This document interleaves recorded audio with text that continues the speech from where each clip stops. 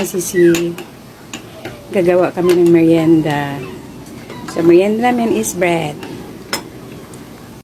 Ito siya. Bale, nirarab ko lang siya ng mixture with egg and saka condense. So, minimix ko lang tapos nirarab ko dito. Yan. Then, ito naman, nirarab ko din siya ng butter. So, dyan ko siya ilalagay. So, paisa-isa lang muna. So, ganyan ang pagkalagay. Butter ang nilalagyan ko ng butter, pero minsan hindi ko na nilalagyan. So, bale, dry lang siya. Pero pag may butter akong natira, nilalagyan ko. So, ganyan. So, pagkatapos, dito din, magrarab din ako dito.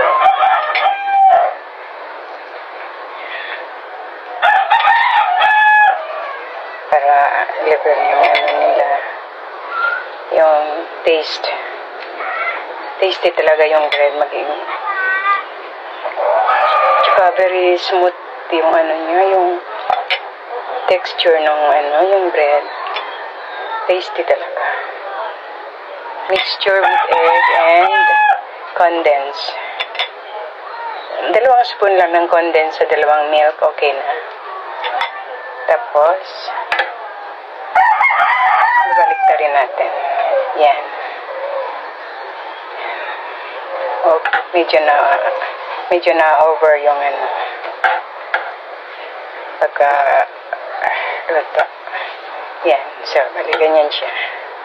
Pero kahit ganito yung labas niya, yung pagkasunog niya, actually hindi naman siya sunog.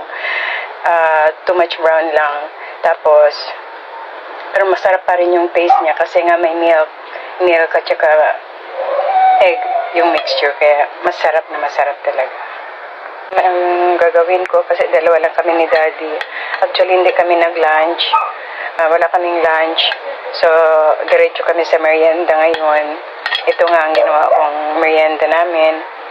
Kasi si Daddy, pag kami lang talaga 2, either siya ang nagla-lunch or ako, hindi ako nagla-lunch. Minsan lang ako nagla-lunch. Ito lang, kumakain na ako ng merienda. Tinapay. Pag may tinapay or mga chichirya, kung mayroong chichirya na natitira. So far, ubos na yung groceries ko. Yan. Wala nang laman ng ano ko. Yan, wala nang laman. Meron pa, ito na lang, biscuit. Yan. Milo. Yan. Wala na. Ito mga konting chichirya na lang.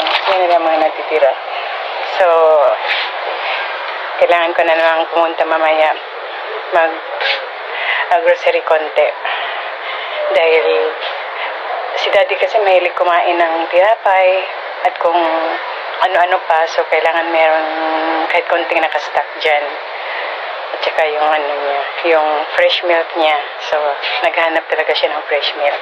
Although meron namang powder dyan na milk, so pwede pa rin yun. Bibili pa rin ako ng fresh milk para sa kanya. So, ayan.